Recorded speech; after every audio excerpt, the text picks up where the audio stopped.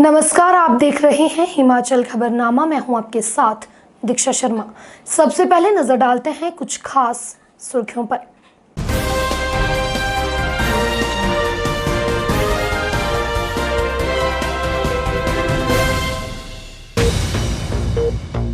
मुख्यमंत्री जयराम ठाकुर ने अपने कार्यकाल का चौथा बजट किया पेश।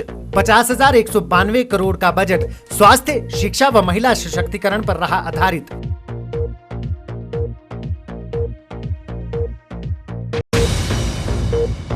नेता प्रतिपक्ष मुकेश अग्निहोत्री ने बजट को बताया पूरी तरह कर्ज पर निर्भर।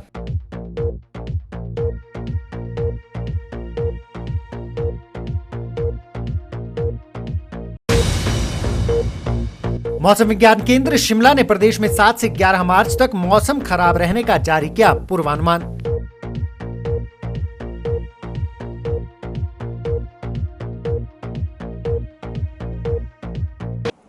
सुर्खियों के बाद अब खबरें विस्तार से। मुख्यमंत्री जयराम ठाकुर ने शनिवार को हिमाचल विधानसभा में सरकार का चौथा बजट पेश किया। 50,192 करोड़ रुपए का यह बजट पिछले वर्ष के बजट से अधिक है। बता दें कि बजट में नए कर का प्रावधान नहीं है। प्रदेश सरकार दावा कर रही है कि इस बजट में समाज के हर वर्ग का कल्याण हो, यह सुनिश्चित किया गया है। सरकार ने इस बजट को प्रदेश के चहुमुखी विकास के लिए एक बेहतरीन बजट बताया है। वहीं सरकार द्वारा पेश किए गए बजट को विपक्ष ने पूरी तरह कर्ज पर निर्भर बजट करार दिया है। मुख्यमंत्री जयराम ठाकुर ने अपने कार्यकाल का चौथा बजट पेश किया। कोरोना संकट से हुए नुकसान से मुख्यमंत्री ने अपने बजट भाषण की शुरुआत की। योजना विभाग का नाम नीति विभाग होगा। वन विकास जन सहयोग कार्यक्रम दोगुना होगा। नाबार्ड से मिलने वाली विधायक विकास निधि को 120 करोड़ से बढ़ाकर 135 करोड़ किया गया है। विधायक निधि को 173 करोड़ से बढ़ाकर 180 करोड़ किया गया। कोरोना काल में माननीयों के 30% वेतन भत्ते के कट को बहाल किया गया। पंचायतों को वीडियो कॉन्फ्रेंसिंग सुविधा देने के लिए 7 करोड़ का प्रावधान किया गया। क्लास 1 व 2 को अपनी आय का ब्यौरा सार्वजनिक करना होगा। गृहिणी सुविधा योजना के लिए 20 करोड़ का प्रावधान रखा गया है। सुभाष पालेकर प्राकृतिक खेती से 50,000 नए लोगों को जोड़ा जाएगा। इसके लिए 20 करोड़ का प्रावधान रखा गया है। 83 करोड़ सिंचाई योजना के लिए प्रावधान किया गया है। नई स्वर्ण जयंती बागवानी योजना की शुरुआत की गई। बागवानी के लिए 543 करोड़ का प्रावधान रखा गया है। दूध की खरीद पर 2 रुपए प्रति लीटर बढ़ाने का ऐलान किया गया। सरकार ने 412 नई पंचायतों का गठन किया। 3,615 कुल पंचायतों में से नई पंचायतों के लिए पंचायत घरों का प्रावधान किया जाएगा। एसएमसी अध्यापकों के मानदेय में 500 रुपए की बढ़ोतरी की गई। आउटसोर्स कर्मियों के भी 500 रुपए बढ़ाए गए। मिशन दृष्टि नई योजना के तहत स्कूली बच्चों की आंखों की जांच कर आवश्यकता अनुसार निःशुल्क चश्मे दिए जाएंगे। आशा वर्कर के मानदेय में 750 रुपए की बढ़ोतरी की गई। स्वास्थ्य सेवाओं के लिए 3,016 करोड़ का प्रावधान रखा गया है। तीनों नए नगर निगमों को 1 करोड़ प्रति निगम व नगर पंचायतों को 20 लाख रुपए दिए जाएंगे। अंशकालीन कर्मियों के 300 रुपए बढ़ाए गए। मिड डे मील वर्कर व वाटर कैरियर का मानदेय 300 रुपए बढ़ाया गया। पीजी सीनियर व जूनियर रेजिडेंट डॉक्टर्स का मानदेय 5,000 रुपए बढ़ाया गया। कौशल विकास भत्ते पर 100 करोड़ रुपए खर्च किए जाएंगे। 200 इलेक्ट्रिक बसें खरीदी जाएंगी। भांग की खेती शुरू करने के लिए योजना बनाई जाएगी। अनुसूचित जाति जनजाति वर्ग की बेटियों की शादी के लिए शगुन नाम से नई योजना के तहत 31,000 रुपए की राशि दी जाएगी। 40,000 नए लोगों को पेंशन लगाई जाएगी, जिस पर 7 करोड़ रुपए खर्च किए जाएंगे। 65 वर्ष से ज्यादा आयु वर्ग की महिलाओं के लिए स्वर्ण संबल योजना के तहत 1,000 रुपए पेंशन दी जाएगी। इस पर 1,050 करोड़ रुपए खर्च किए जाएंगे। आंगनबाड़ी कार्यकर्ताओं का मानदेय 500 रुपए व सहायकों का मानदेय 300 रुपए बढ़ाया गया। पुलिस विभाग में महिलाओं के लिए आरक्षण का प्रावधान किया जाएगा व कामगारों की दिहाड़ी 300 रुपए होगी। ये हमारा जो बजट प्रस्तुत किया हमने वर्ष 2021-22 के लिए, तो बहुत सारी चीज़ों को लेकर के तो जो हमने अपने अभिभाषण में इसमें बोला है वो तो हो गया। मुझे आपको बताते हुए इस बात की प्रसन्नता है कि कोविड के इतने बड़े संकट के बावजूद भी हमने हिमाचल प्रदेश के लिए इस बजट को विकासोन्मुखी बनाने की दिशा में काम किया है। और मुझे इस बात को लेकर के भी संतोष है कि जो हमारी इकोनॉमी में कोविड का एक बहुत बड़ा इम्पैक्ट आया और उसमें स्वाभाविक रूप से मैं कह सकता हूं कि इस प्रकार का कठिन दौर प्रशासनिक दृष्टि से भी और आर्थिक दृष्टि से भी कभी देखने को नहीं मिला था। हम उस दौर से धीरे धीरे अब बाहर निकल रहे हैं और एक वी शेप रिकवरी जिसको हम कहते हैं, जैसे हम नीचे आए और उसी तरह से जो है उसी वी शेप रिकवरी में हम ऊपर की तरफ बढ़ रहे हैं। और ये बजट उस दृष्टि से महत्वपूर्ण था कि हमारे स्टेटहुड के 50 वर्ष पूरे हुए हैं, हम 51वें वर्ष में प्रवेश किए हैं।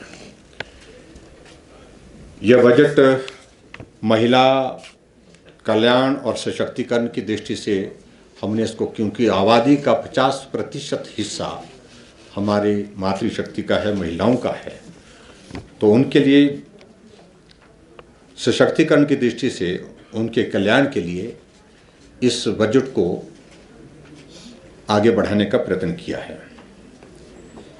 स्वास्थ्य के क्षेत्र में जो हमारा इंफ्रास्ट्रक्चर है उसको स्ट्रेंथन करने का और उसके साथ में विस्तार का भी, क्योंकि कोविड के चलते जो हमारे स्वास्थ्य के क्षेत्र में हमने जो कमियां महसूस की, स्टाफिंग से रिलेटेड, इंफ्रास्ट्रक्चर से रिलेटेड, उन चीज़ों को बेहतर करने के लिए आने वाले समय में इस प्रकार के संकट अगर आ ही जाए तो उसमें हम उसका समाधान उसमें कैसे कर सकते हैं, उस दृष्टि से हमने फोकस किया है। सामाजिक सुरक्षा को फोकस करके और उसको विस्तार दिया है, जिसमें जैसे मैंने बताया कि 70 साल से के ऊपर आयु के लोगों को हमने पेंशन का प्रावधान पहले ही किया था और उसके बाद फिर दूसरे फेज में हमने ये भी किया कि जो हमारे महिलाएं विडो हैं, हैंडीकैप्ड हैं, उनको 850 रुपये पेंशन मिलती थी, उसको हमने 1000 रुपये पिछली बार कर दिया था और अब की बार और उसमें फर्दर एडिशन करते हुए जो महिलाएं 65 साल की आयु पूरी कर गई हैं तो उनको आय सीमा में छूट देते हुए 1000 रुपये की पेंशन का प्रावधान उसमें हमने और जोड़ा है और उसमें काफ़ी बड़ा नंबर जो है उसमें उस दृष्टि से आएगा और उसके लिए हमने 55 करोड़ रुपए का जो है वो स्वर्ण जयंती नारी संबल योजना, इस योजना के अंतर्गत 55 करोड़ रुपए का प्रावधान उसमें रखा है। उसी तरह से हिमाचल प्रदेश में मैंने जैसे कहा कि कोई भी आदमी घर के बिना नहीं, मकान के बिना नहीं, लेकिन फिर भी उसके बावजूद अच्छा घर हो, ये सबकी इच्छा होती है, चाहे वो कितना भी गरीब हो, और ये सरकार की ओर से उसमें हम सहयोग कर सकें। उस दृष्टि से जहां पूर्व में ये मकानों को हाउसिंग स्कीम के अंतर्गत जो संख्या हमारी 3 और 4 हज़ार के बीच में रहती थी एक साल में, एक फाइनेंशियल ईयर में, पिछली बार हमने उसको 10,000 मकान का एक टारगेट के साथ बजट प्रस्तुत किया। कोविड के कारण थोड़ा हमारे काम प्रभावित हुआ और अब की बार उससे 10,000 से भी उसको ज़्यादा बढ़ा करके हमने 12,000 मकान उसमें उपलब्ध कराएंगे। एक और नई योजना की हमने शुरुआत हिमाचल प्रदेश में की कि बेटी की शादी जब होती है तो स्वाभाविक रूप से दूसरे परिवार में जाती है तो बहुत बड़ा परिवर्तन उनके जीवन में होता है। उस दृष्टि से हमने अनुसूचित जाति, जनजाति और पिछड़ा वर्ग के जो बीपीएल परिवार हैं, उनकी जो बेटियां जिनकी शादी होंगी, उनके लिए शगुन एक योजना शुरुआत की और शगुन योजना के अंतर्गत 31,000 रुपये शगुन के रूप में उनको सरकार की ओर से दिया जाएगा। ये भी उस दृष्टि से एक योजना जो है हमने आगे बढ़कर के की है इसमें। वहीं विपक्ष ने बजट को कोरी घोषणाओं का दस्तावेज करार दिया। विपक्ष के नेता मुकेश अग्निहोत्री ने कहा कि कर्ज की बैसाखियों से सरकार चलेगी, लेकिन बजट में इसका जिक्र तक नहीं है। हर क्षेत्र में घाटा है। आर्थिक सर्वेक्षण में ही साफ हो गया था कि प्रदेश की आर्थिक स्थिति बिगड़ी हुई है। महंगाई आसमान छू रही है। पेट्रोल डीजल की कीमतें सबसे ऊंचे स्तर पे हैं। इनका बजट में जिक्र तक नहीं किया गया। 30,000 नौकरियों को चोर दरवाजे से भरने का खाका तैयार किया गया है। सरकार का वित्तीय प्रबंधन शून्य है। हर बार ही जो है इसी तरह किया जाता है। पिछली दफ़ा भी जो बजट की घोषणाएं हैं वो कहीं भी पूरी नहीं हुई। अब राजकोषीय घाटा 8,000 करोड़ को पहुंच रहा है और ये साफ हो गया है कि सरकार कर्ज की बैसाखियों पे ही है। लेकिन ये है कि लिखा नहीं है दस्तावेज में, वो छुपाने की कोशिश की है। जो फाइनेंस का जो डॉक्यूमेंट होता है, जिसमें सबसे इम्पोर्टेंट बात ये है कि आप ये जो है गैप फंडिंग कैसे करेंगे, उसको छुपा लिया है। तो जीडीपी और जो कल वैसे तो काफ़ी तस्वीर तो कल के आर्थिक सर्वेक्षण से ही सामने आ गई है, जिसमें नेगेटिव ग्रोथ है और सारे हर फील्ड जो है धड़ाम से नीचे गिरी हुई है। तो अब जो है इन्होंने इस बजट के माध्यम से, वैसे तो बजट जो है पूरी तरह दिशाहीन है और इसमें सरकार ने कोशिश की है कि थोड़ा थोड़ा किसी न किसी सेक्टर को बांटने की कोशिश की है। लेकिन कुल मिला के जो है ना, आप अगर देखें कि सबसे इम्पोर्टेंट मसला इसमें क्या है, वो है महंगाई। महंगाई के नियंत्रण की तो बात ही नहीं की है कहीं भी पूरा डॉक्यूमेंट ने महंगाई को टच नहीं किया है। और अन्यथा ये जो दाम है, कहीं पेट्रोल डीजल के रेट जो है 100 रुपये, 90 रुपये, गैस का सिलेंडर 900 रुपया। अब गैस के उस जो है वो उज्ज्वल योजना की बात की जा रही है, जबकि अगर ज़रूरत थी कि आप जो है गैस के सिलेंडर को जो है आधे पे लाओ, आधे दाम पे लाओ, जो बार बार लेना है। तो इसलिए जो है पेट्रोल का, डीजल का वैट घटाओ, इन सब चीज़ों की तो बात ही नहीं की। इसलिए महंगाई पर ये डॉक्यूमेंट पूरी तरह खामोश हो गया है और वही सबसे इम्पोर्टेंट मसला है। बेरोज़गारी में भी जो है कहा है कि हम 30,000 पोस्टें भरेंगे, लेकिन सारा दारोमदार कहाँ हो गया, बैकडोर एंट्रीज़ पे, कि पिछले दरवाजे से जो है लोगों को लगाया जाएगा। तो जो स्थायी नौकरियां, रेगुलर नौकरियां, मेरिट पे नौकरियां, उनकी तो कहीं कोई बात ही नहीं हुई है। और रोस्टर की नौकरियां, तो ये सारी बातें जो है सामने आई हैं। और सरकार ने जो है, ये आप देख सकते हैं कि अगले साल का प्रोजेक्शन जो है राजस्व प्राप्तियों और व्यय में जो है खर्चे में 1463 करोड़ राजस्व घाटा है और राजकोषीय घाटा 1780 से ज़्यादा है।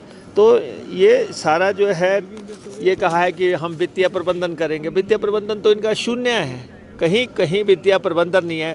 सरकार ने कोशिश किया है कि ये लिखा है कि टैक्स नहीं लगाएंगे।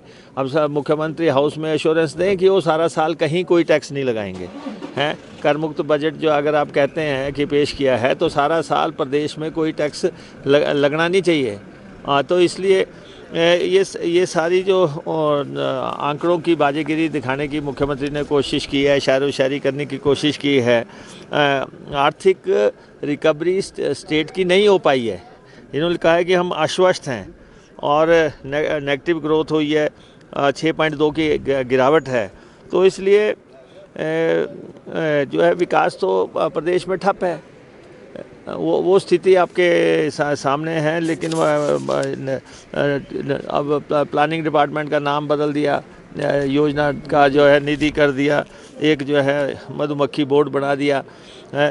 तो छोटी मोटी बातें की हुई हैं, लेकिन और काफ़ी लोगों की जो मांगें थी, जिनकी डिमांड थी, उनको मुख्यमंत्री की समिति बना के जो है पीछे धकेलने की कोशिश हुई है।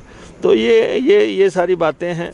इन्वेस्टर मीट तो इन्होंने पिछले साल की थी, 97,000 करोड़ की बात की थी। कौन सी इन्वेस्टमेंट आई है? कोई इन्वेस्टमेंट प्रदेश में नहीं आई है। मुख्यमंत्री कह रहे हैं 10,000 करोड़ की आ गई है। वो जब फैक्ट्स एंड फिगर रखेंगे तब सामने आएगा। और केंद्र की योजनाओं पर आधारित जो है काम करने की कोशिश की है। जो केंद्र की योजनाएं चल रही हैं उस पे अपने बजट को डालने की कोशिश की है। तो इसलिए मुख्यमंत्री का ये जो बजट है ये निभा दी इन्होंने, औपचारिकता की निभानी है चौथे साल की, लेकिन जब तीसरे साल का बजट की घोषणाएं पूरी नहीं हुई है तो इसमें भी क्या उम्मीद की जा सकती है। शहरी विकास मंत्री सुरेश भारद्वाज ने मुख्यमंत्री जयराम ठाकुर द्वारा प्रस्तुत बजट को खुशहाली का रोड मैप करार दिया है। मंत्री ने कहा कि कोरोना काल के बाद प्रदेश में इस बजट में अधोसंरचना निर्माण पर जोर दिया गया है, जिससे न केवल रोजगार सृजन होगा बल्कि प्रदेश की आर्थिकी भी सुदृढ़ होगी। भारद्वाज ने कहा कि बजट महिला कल्याण और सशक्तिकरण, सामाजिक सुरक्षा, स्वास्थ्य सेवाओं का सुदृढ़ीकरण एवं विस्तार, किसानों की आय में वृद्धि, स्वर्ण जयंती आश्रय योजना, रोजगार सृजन, औद्योगिक विकास व आधारभूत ढांचे पर बल व शिक्षा में गुणवत्ता सुनिश्चित करने जैसे प्रमुख बिंदुओं पर आधारित है। कोविड-19 की स्थिति के कारण संपूर्ण दुनिया की, देश की और प्रदेश की अर्थव्यवस्था में जिस प्रकार से जो है वो गिरावट जो है वो देखी गई थी, अर्थव्यवस्था तहस नहस होती हुई दिखाई दे रही थी, उस कालखंड में भी विकास की गति को बनाए रखा था। आज का बजट इसी बात को दर्शाता है। इस बजट में मुख्यमंत्री जी ने इंफ्रास्ट्रक्चर के ऊपर, सड़कें हैं, रेल है, हवाई यातायात है, ताकि प्रदेश में रोजगार बढ़ सके, पर्यटन की जो है वो सुविधाएं बढ़ सकें, उसके लिए कनेक्टिविटी हो। उसके साथ साथ प्रत्यक्ष रोजगार प्रदान करने की दिशा में जो है वो बहुत महत्वपूर्ण कदम उठाए हैं।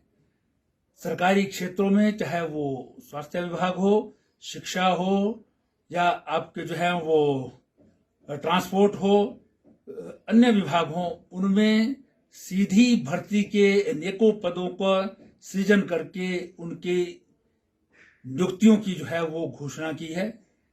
इसके अतिरिक्त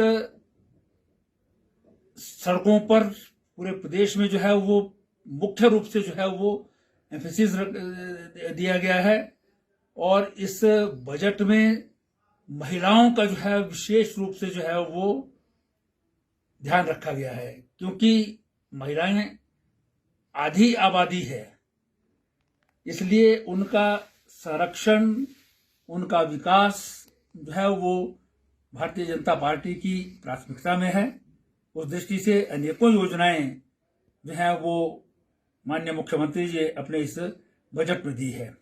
मैं माननीय मुख्यमंत्री जी का विशेष रूप से धन्यवाद करना चाहूँगा कि शहरीकरण के बढ़ते हुए जो है वो कारणों से अर्बन डेवलपमेंट के ऊपर जो है विशेष ध्यान रखा गया है, और 1000 करोड़ से अधिक की योजनाएं जो है वो अर्बन क्षेत्रों के लिए जो है वो घोषित की हैं। बहुत बड़ा पैकेज अर्बनाइजेशन की दृष्टि से जो है वो माननीय मुख्यमंत्री जी ने दिया है, और शिमला की दृष्टि से मैं विशेष रूप से माननीय मुख्यमंत्री जी का धन्यवाद करना चाहूँगा कि आईजीएमसी को स्ट्रेंथन करने के लिए, शिमला की स्वास्थ्य सुविधाओं को स्ट्रेंथन करने के लिए पेट स्कैन, जो आज तक हिमाचल प्रदेश के किसी भी स्थान पर निजी या सरकारी क्षेत्र में नहीं है, वो आईजीएमसी में इस वर्ष स्थापित होगी। और इसके अतिरिक्त हमारा मलियाना का जो सुपर स्पेशलिटी स्ट्रक्चर है वो इस वर्ष बन करके तैयार हो जाएगा। ओपीडी ब्लॉक और ट्रॉमा सेंटर जो 103 करोड़ से जो है वो बन रहा है, वो जनता को समर्पित हो जाएगा। माकपा विधायक राकेश सिंघा ने प्रदेश सरकार द्वारा पेश किए गए बजट को शेख चिल्ली का बजट करार दिया है। उन्होंने कहा कि सरकार का यह बजट काल्पनिक और भ्रमित करने वाला है। उन्होंने कहा कि बजट से एक दिन पहले सदन में पेश की गई आर्थिक सर्वेक्षण की रिपोर्ट में जो सच्चाई सबके सामने रखी गई थी, सरकार ने बजट में उस सच्चाई को बदल दिया है। सिंघा ने बजट को fiscal responsibility and budget management act 2003 के प्रावधान के खिलाफ बताया है। मुख्यमंत्री जयराम ठाकुर ने चौथा वार्षिक बजट पेश किया है। इस समय जिस तरह की सरकार इस अपने बजट को चहुमुखी और प्रदेश के चहुमुखी विकास के लिए महत्वपूर्ण बता रही है। आप बात करते हैं हम माकपा विधायक राकेश सिंघा जी से कि इनका क्या कहना है, जिस तरह से बजट पेश किया गया है, किस तरह से मानते हैं इसको? नहीं, देखिए, मैं अगर मुझे कम से कम शब्दों में कहना है तो ये काल्पनिक बजट है, ये शेख चिली का बजट है, ये एक भ्रमित करने वाला बजट है। रियलिटी तो जो आर्थिक सर्वेक्षण की रिपोर्ट पेश की है पिछली कल सदन में, वो रियलिटी है। अभी रियलिटी को एकदम कैसे तब्दील कर देंगे एक दिन में? आप एक दिन में ही रियलिटी तब्दील हो गई है, कैसे संभव है? तो आपने इतना बड़ा घाटे का बजट पेश किया है, रेवेन्यू घाटा भी है और आपका फिस्कल घाटा भी, दोनों घाटे हैं। और आपको जो 2003 में आपने कानून लाया था, fiscal responsibility budget management act, जिससे मैं सहमत नहीं था, है ना, उसके अगेंस्ट है, उसके प्रावधान के अगेंस्ट है। ये तो आपका, जब कोई कोर्ट चले जाए तो आपके बजट को तो वहीं उड़ा देगा कि आप इतना तो घाटा रख ही नहीं सकते जितना घाटा आपने किया है। तो बड़ी बात है कि उस घाटे को पूरा कैसे करोगे आप? सीधी बात है, तो आप लोगों की जेब काटेंगे, उसके बटुए को हल्का करेंगे, या आप लोन पकड़ेंगे, जो आपने संकेत भी दिए कि इस दफा तो आप इंटरनेशनल बाजार में जा रहे हैं लोन पकड़ने के लिए। और आपने कहा भी है कि 450 करोड़ की 2 किस्तें आपने लोन की पकड़ी है, 50 साल में आपको देनी है, और वो इंटरेस्ट फ्री है। कोई भी लोन इंटरेस्ट फ्री नहीं होता है। दुनिया का कोई भी साहूकार ऐसा नहीं है जो आपको बगैर शर्तों से लोन देगा, कर्ज देगा। कोई बेवकूफ नहीं है। तो इसलिए अगर आप अंतर्राष्ट्रीय बाजार से लोन को पकड़ना चाहते हैं, please put the conditions of that loan to the people of Himachal Pradesh. लोगों को ठगो मत, है ना। आप ठग दोगे तो क्या कहते हैं, लोग आपको बख्शेंगे नहीं। जो आपने क्या कि आपने राहत दी है, आंगनवाड़ी को दी है, आपने मिड डे मील को दी है, आपने आशा वर्कर को दी है, आपने राहत नहीं दी। उनके अधिकारों को आप पूरा दे नहीं पा रहे हैं। They have a right to get minimum wage. उनका पूरा अधिकार है कि मिनिमम वेज उनको मिले। वो मिनिमम वेज भी नहीं मिल रहा उनको। आपने दिखाए हुए हैं कि ये तो सिर्फ वो है कि जो अलाउंस होल्डर्स हैं, है ना, ये एक वो लेते हैं। तो इसलिए ये अच्छी बात नहीं है। सिंघा साहब जी, जिस तरह से कोरोना से प्रदेश की आर्थिक व्यवस्था पटरी से उतर चुकी थी, लाखों युवाओं का बेरोजगार छिन चुका है, तो ऐसे में खासकर स्वास्थ्य की बात की जाए और रोजगार की दृष्टि जिस तरह की सरकार दावे कर रही है, स्वास्थ्य, शिक्षा और रोजगार के क्षेत्र में आप किस तरह से मानते हैं?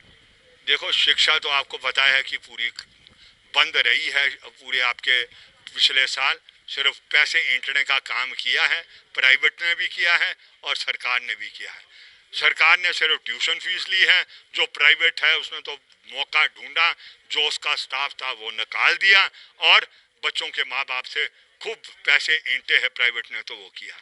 स्वास्थ्य के हाल आपने देख लिए, जो नवंबर और दिसंबर में ऑक्सीजन तक हम उपलब्ध नहीं कर पाए, है ना, और आपकी डेथ रेट 7.7 को पार कर गई, हाईएस्ट इन दी कंट्री वो डेथ रेट होगी। तो स्वास्थ्य के तो हाल आपको पता है कि क्या है। आपकी नीचे डिस्पेंसरियों पर ताले लगे हैं, आपके फार्मासिस्ट है नहीं है, टेक्नीशियंस है नहीं है, एक्सरे करने के लिए भी आपको प्राइवेट में जाना पड़ता है। तो हेल्थ के हाल तो ये है। अब रहा रोजगार का प्रश्न। रोजगार आपने देख लिया है कि किस प्रकार का रोजगार दिया जा रहा है। वो रोजगार आपके 10 दिन की रोटी का भी प्रबंध नहीं करता है। तो ये तो हाल है। तो कहने के लिए तो ये सारी बातें अच्छी लगती है जिस तरीके से सरकार पेश करती है, लेकिन जब आप धरती के स्तर पर उसको डायग्नोसिस करते हैं, उसका चीर फाड़ करते हैं, तब असलियत पता लगती है कि कितनी पीड़ा में जनता गुजर रही है।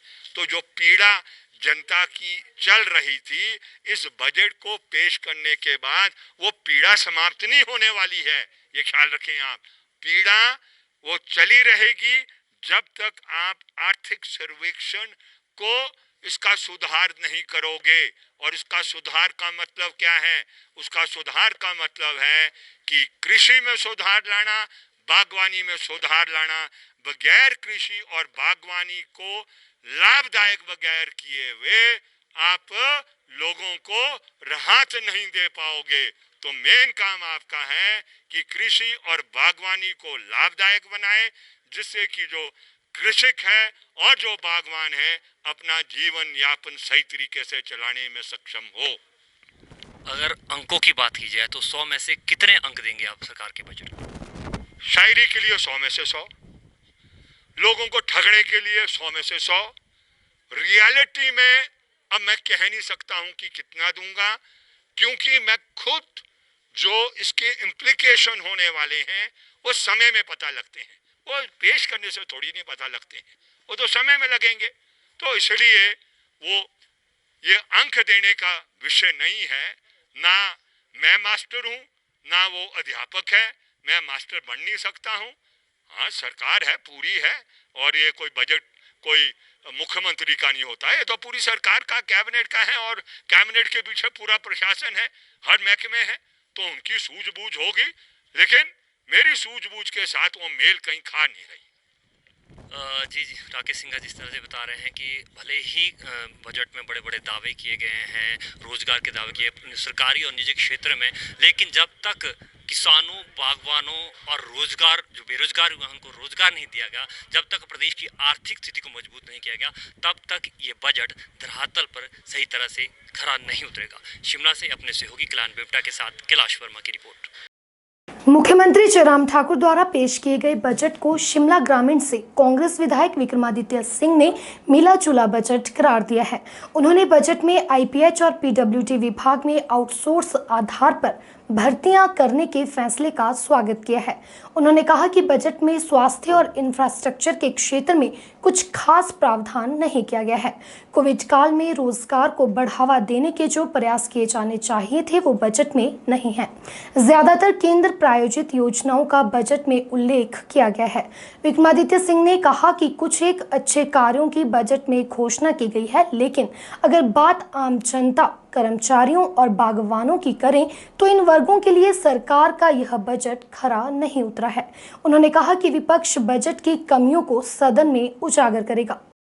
जयराम सरकार ने अपने कार्यकाल का चौथा बजट पेश किया है, जिसे ये वर्तमान सरकार चहुमुखी बता रही है कि बजट प्रदेश के चहुमुखी विकास के लिए काफ़ी है। तो हम बात करते हैं शिमला ग्रामीण के विधायक विक्रमादित्य सिंह से। जी विक्रमादित्य जी, किस तरह का मानते हैं जो आज बजट पेश किया गया है, क्या माना है, किस तरह का बजट? निश्चित तौर से सरकार का तो कार्य है कहना कि हर क्षेत्र में आगे बढ़ रही है, मगर निश्चित तौर से कुछ अच्छे कार्य भी इस बजट में किए हैं, और कई नौकरियां इन्होंने नई देने का जो है आउटसोर्स के माध्यम से और माध्यम से जो है आईपीएच में और पीडब्ल्यूडी में करने का निवेदन जो है वो फैसला किया है, उसका हम स्वागत भी करते हैं। मगर बहुत सी चीज़ों में चाहे हेल्थ केयर है उसमें कोई ज़्यादा योगदान सरकार का नहीं है, और इंफ्रास्ट्रक्चर बिल्डिंग की बात कर रहे हैं, मगर इंफ्रास्ट्रक्चर बिल्डिंग जो है उसके लिए समय लगता है, और 3 साल तक अभी तक इन्होंने उसमें कुछ किया नहीं है इंफ्रास्ट्रक्चर में। आगे 2 साल में क्या होगा क्या नहीं होगा उसके बारे में कुछ ज़्यादा कहा नहीं जा सकता है।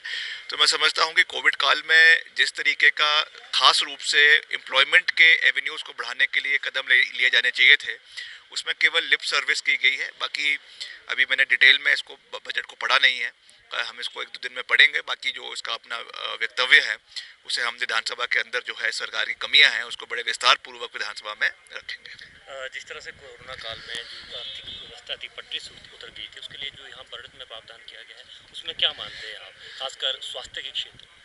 वही मैंने कहा है कि लिप सर्विस की गई है, जिस हिसाब से होना चाहिए था, जिस हिसाब से इंफ्रास्ट्रक्चर को मजबूत करने की बात अस्पतालों की गई थी, उसमें ज़्यादा कुछ हमको नहीं दिखा है। मगर निश्चित तौर से ज़्यादा इनका जो सपोर्ट बेसिस रहा है वो सेंट्रल स्पॉन्सर्ड स्कीम से रहा है, और हिम केयर जो प्रदेश सरकार की योजना है उसमें भी जितना पैसा केंद्र से आना चाहिए वो उतनी मदद नहीं आ पा रही है। तो निश्चित तौर से इन सब चीज़ों को इन टोटलिटी हम इसको आने वाले समय में देखेंगे, और जब इसकी डिबेट शुरू होगी तब इसको हम विधानसभा में रखने का प्रयास करेंगे। कुल मिलाकर अगर अंकों की बात की जाए तो 100 में से कितने अंक देंगे आप इस बजट? निश्चित तौर से देखिए, मैं ये कह सकता हूँ कि जनता की जो उपेक्षाएं हैं, अभिलाषाएं हैं, और ख़ास करके जो एम्प्लॉयज़ है प्रदेश के, बागवानी है या किसान है, उनकी उस पर ये खरा नहीं उतरा है और करीबन 50-50 इसको कह सकते हैं। जी, जिस तरह से विक्रमादित्य सिंह ने कहा कि जो वर्तमान भाजपा सरकार में मुख्यमंत्री जयराम ठाकुर ने जो बजट पेश किया है उसमें कुछ एक अच्छे निर्णय लिए गए हैं, जिस तरह की आउटसोर्स पे भर्तियां हैं, लेकिन जो कोरोना से जो आर्थिक नुकसान प्रदेश को है उसको मजबूत करने के लिए अभी कुछ करने की आवश्यकता है। शिमला से अपने सहयोगी कल्याण बेमटा के साथ कैलाश वर्मा की रिपोर्ट। सीआईटीयू राज्य कमेटी ने हिमाचल प्रदेश सरकार द्वारा घोषित बजट को मजदूर व कर्मचारी विरोधी करार दिया है। सीआईटीयू प्रदेशाध्यक्ष विजेंद्र मेहरा ने बजट को मजदूरों, कर्मचारियों व मध्यम वर्ग के लिए घोर निराशा का बजट बताया है। उन्होंने कहा कि मजदूरों के दैनिक वेतन में केवल 25 रुपए, कोरोना योद्धा के रूप में कार्य कर चुकी आंगनबाड़ी कर्मियों के वेतन में केवल 500 व 300 रुपए, आशा कर्मियों व मिड डे मील कर्मियों के बजट में 300 रुपए, चौकीदारों के वेतन में केवल 300 रुपए, एसएमसी व आउटसोर्स आईटी शिक्षकों के वेतन में केवल 500 रुपए, वाटर गार्ड व सिलाई अध्यापिकाओं के वेतन में केवल 300 रुपए की बढ़ोतरी मजदूरों व कर्मचारियों के साथ मजाक है। उन्होंने कहा कि इस बजट में एक बार फिर एनपीएस कर्मियों को केवल सहानुभूति मिली है।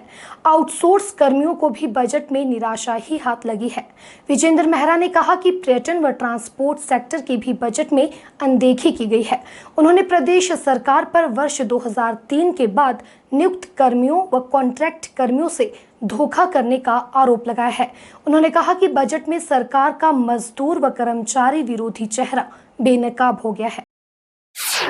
सीटू राज्य कमेटी ने हिमाचल प्रदेश सरकार द्वारा जो आज बजट पेश किया है उसको घोर निराशाजनक, मजदूर विरोधी और कर्मचारी विरोधी, मध्यम वर्ग विरोधी बजट करार दिया है।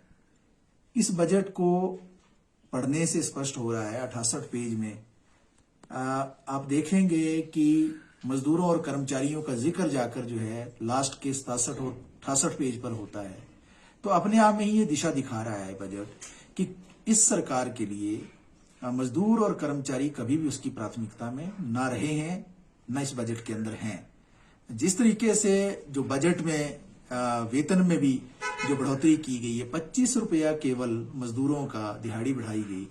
पूरे देश के अंदर मजदूरों का वेतन जो है महंगाई सूचकांक के साथ पहले ही जुड़ चुका है पूरे देश के अंदर। केवल मात्र हिमाचल सरकार जो है उपभोक्ता मूल्य सूचकांक के साथ वेतन को नहीं जोड़ती है और इस बजट के अंदर भी उसने उसको नहीं जोड़ा। तो अपने आप में ये स्पष्ट हो रहा है कि इस सरकार की प्राथमिकता में मजदूर नहीं है। दूसरी तरफ हम देख रहे हैं कि जो आंगनवाड़ी जिन्होंने कोरोना वॉरियर के रूप में काम किया, आशा वर्कर जिन्होंने कोरोना वॉरियर के रूप में काम किया, मिड डे मील ने भी कोरोना में काफी ज्यादा काम किया, ये जो स्कीम वर्कर्स हैं, आंगनवाड़ी के वेतन में केवल 500 रुपया और 300 रुपया वर्कर और हेल्पर के वेतन में बढ़ोतरी करना, आशा के वेतन में केवल जो है 750 रुपए की बढ़ोतरी करना, मिड डे मील के वेतन में केवल 300 रुपए की बढ़ोतरी करना।